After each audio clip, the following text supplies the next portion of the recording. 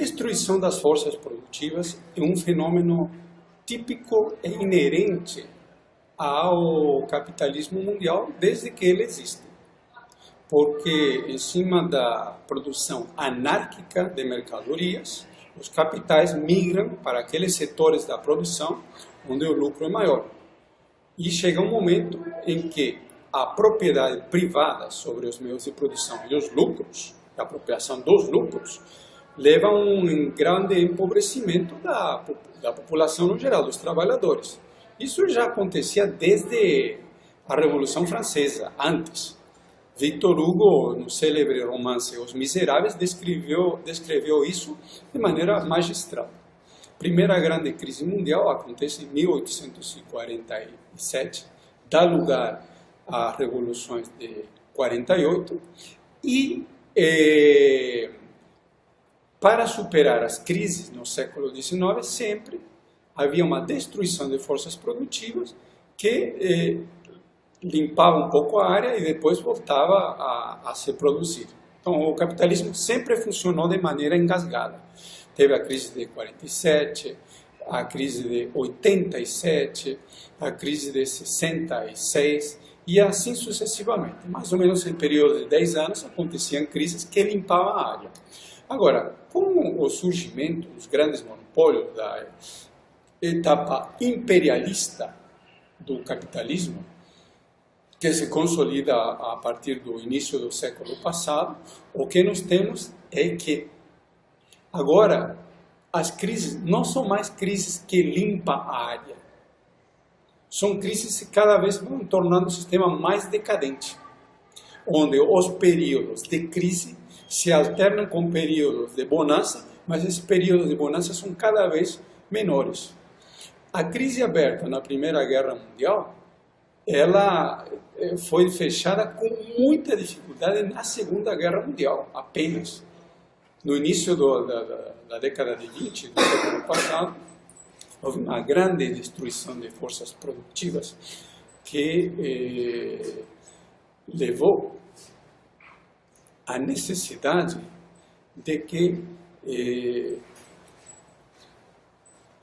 se contivesse a série de revoluções que tinham gerado em vários países na Europa. Por exemplo, houveram 5 revoluções na Alemanha entre 1918 e 1923, hiperinflação enorme, e a burguesia mundial colocou em pé, para conter as revoluções, o fascismo. Na década de 30, aliás, em 1929, em cima de uma pequena bonança que houve na segunda metade da década de 20, acontece a crise de 1929.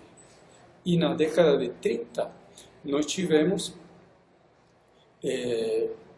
o presidente Roosevelt, em cima do chamado novo negócio, o New Deal, nova negociação, o New Deal, a tentativa de controlar a crise por meio de grandes investimentos estatais, criando empregos públicos, etc. Mas a crise nunca foi contida, a não ser com a Segunda Guerra Mundial, que estabeleceu uma grande destruição de forças produtivas, que depois, com o Plano Marshall, conseguiu, em cima da reconstrução da Europa, botar a economia para funcionar durante um período de aproximadamente 20 anos. Em 1967, estoura uma outra crise mundial que dá lugar às grandes movimentos de 68, que estouram na Europa, por exemplo, no Maio francês, que foi um grande movimento, começa como um movimento estudantil e depois acaba terminando como um grande movimento operário. Os operários passam a controlar todas as principais fábricas do país.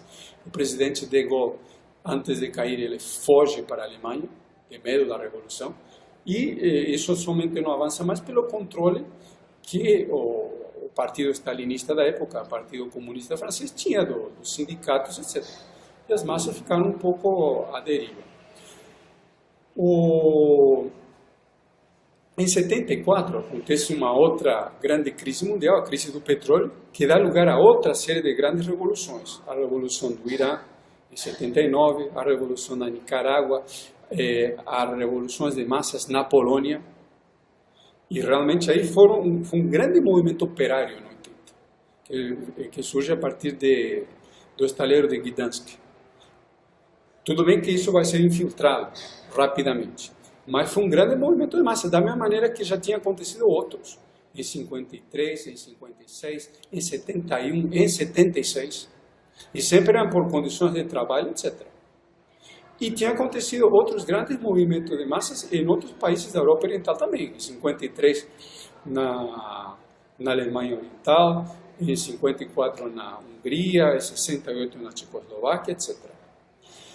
E essas revoluções e grandes movimentos de massas que surgem em cima da crise de 74 dá lugar a um grande problema para o capital, que tinha que conter as tendências revolucionárias em cima do aumento da inflação e do desemprego, que são dois grandes problemas que geram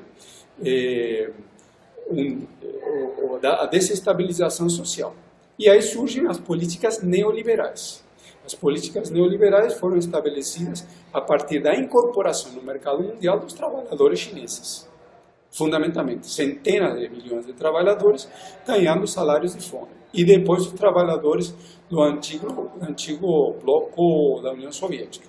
Só que hoje nós não temos mais trabalhadores chineses ganhando $30 por mês. Hoje o salário médio na China está, no geral, acima de $200, $300 já. E nas principais cidades, que são Pequim, Xangai, Canton e Shenzhen, os salários aí podem ser de $500 a $1.500. Em cima dessa pressão do aumento do salário, que tem muito a ver com a integração da China no mercado mundial, e aí você tem todo o problema do impacto na carestia da vida, das commodities, dos preços internacionais, de toda uma série de produtos. A China é o país que mais investe hoje em dia, de maneira mais acelerada, na robótica. E isso coloca em tensão todas as leis do capital, principalmente porque aumenta a composição orgânica do capital. Porque o que dá lucro para o capital é a mão de obra. Se você coloca robôs, você amortiza isso na contabilidade. Então, cria uma série de problemas, além da desestabilização social que você cria, gerando um volume de desempregados enorme. Para assegurar isso, os estados, o que têm feito, se superendividar para movimentar o consumo e outros mecanismos artificiais. A crise de 2008 estoura com um acúmulo de toda uma série de crises que já tinha começado a partir de 1989, com a crise na Venezuela, cara a caso. Só que na década de 80 teve a crise no México, na Turquia, na Rússia, dos tigres asiáticos em 97, 98, da Argentina, do Brasil. Na década de 2000 teve várias crises, revoluções inclusive, na Bolívia, etc., Equador e vários outros países. E principalmente aquela manobra do capital norte-americano de tentar controlar diretamente o petróleo do Oriente Médio, a partir da guerra do Iraque, e aí tem o fato suspeito da questão do 11 de setembro de 2001, que serviu como desculpa para essa política. A derrota que os Estados Unidos levaram no Iraque e no Afeganistão ajudaram ao estouro da crise de 2008, da mesma maneira que a derrota na guerra do Vietnã levou ou acelerou a crise de 74.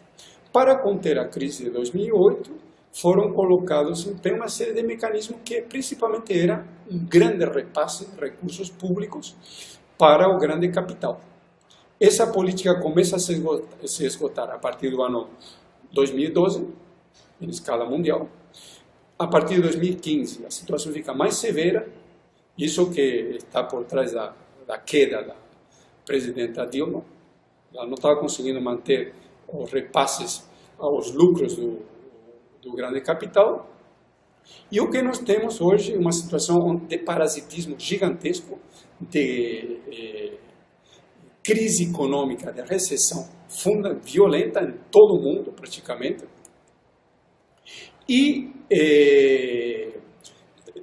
o que está colocado para o próximo período é um novo colapso capitalista. Os mecanismos de manipulação monetária, financeira, que foram colocados em pé para manter a economia funcionando, muito crédito, repasse a taxas quase de zero para de recursos ilimitados para as grandes empresas que aplicam a especulação financeira, está tudo implodindo.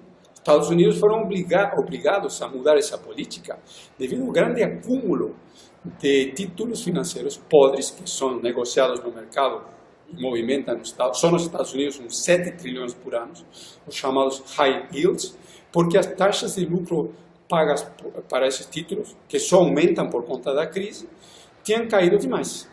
E agora estão aplicando uma política de enxugamento, o chamado quantitative tightening, ou ajuste quantitativo.